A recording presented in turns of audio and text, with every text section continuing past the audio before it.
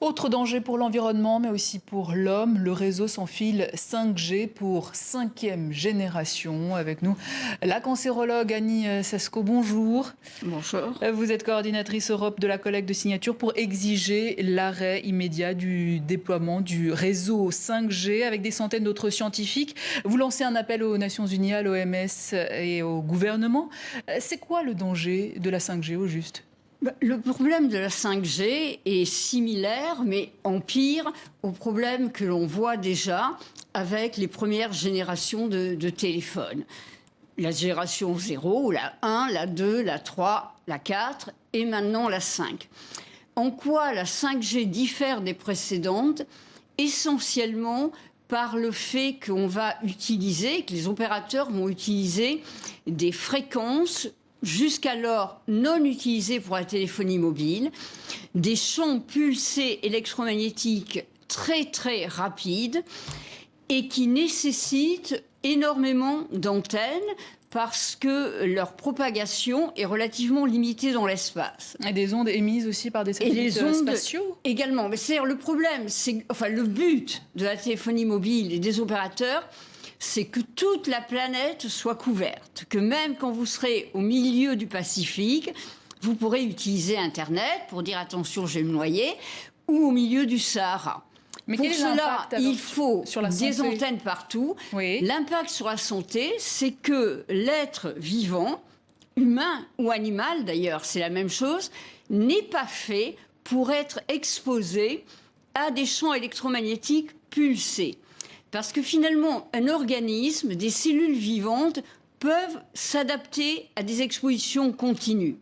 Mais le fait de passer en on-off, on-off, on-off, à une vitesse maintenant qui sera absolument extraordinaire avec la 5G, les cellules, nos organes, ne vont pas arriver à s'adapter. Et du coup, concrètement, les dangers, les maladies... ce sont des maladies. Alors, ce qui a déjà été démontré avec les champs électromagnétiques de la téléphonie mobile, avec l'utilisation de son téléphone, c'est un risque accru de tumeur du cerveau chez l'adulte et certainement chez l'enfant, mais on attend des résultats qui devraient être publiés depuis 2 ans, qui vraisemblablement sont positifs, donc on a besoin de le savoir. Mais ce sont des dangers avérés ou supposés à l'heure actuelle? Le risque parce que les études se contredisent, hein. C'est ça le problème. Oui, avec mais si on regarde les personnes qui ont été exposées régulièrement, et dans le passé quand même, parce qu'il faut un certain temps pour faire un cancer, fort heureusement, les gens qui utilisent le téléphone plus d'une demi-heure par jour ont un risque accru de tumeur du cerveau.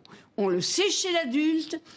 Et je parierais que c'est également vrai chez l'enfant. Ça fait 2 ans que des résultats doivent sortir et ne sortent pas. Donc il y a une rétention d'informations qui est inadmissible. Dû à des lobbies, par exemple Dû sans doute au fait que ça doit gêner des personnes, que le risque soit démontré. Mais du coup, la 4G est à l'heure actuelle, qui est utilisée à l'heure actuelle, comme la 3G, est tout aussi dangereuse que la 5G. Était déjà dangereuse. Et c'est cela que l'on a étudié. Parce que, comme je dis, vous ne faites pas un cancer du jour au lendemain. Donc, ce que l'on peut évaluer aujourd'hui, c'est lié aux expositions telles qu'ils existaient il y a 10 ans, il y a 5 ans, pour le risque de cancer. Mais il y a d'autres problèmes, plus immédiats. Il y a des effets sur le rythme cardiaque, avec des risques d'accidents cardiovasculaires. Il y a des effets sur la reproduction, via la qualité du sperme. Mais ça, c'est une chose que l'individu peut un peu contrôler, son utilisation de portable. Donc danger pour l'homme. Danger pour l'homme, avéré. L'animal également, mais aussi pour l'animal aussi. La nature, pour l'environnement. Même pour les arbres. Il y a des études qui ont été faites qui montrent que les arbres qui sont face à des antennes relais, le côté exposé a des feuilles qui sont moins en forme que l'autre côté.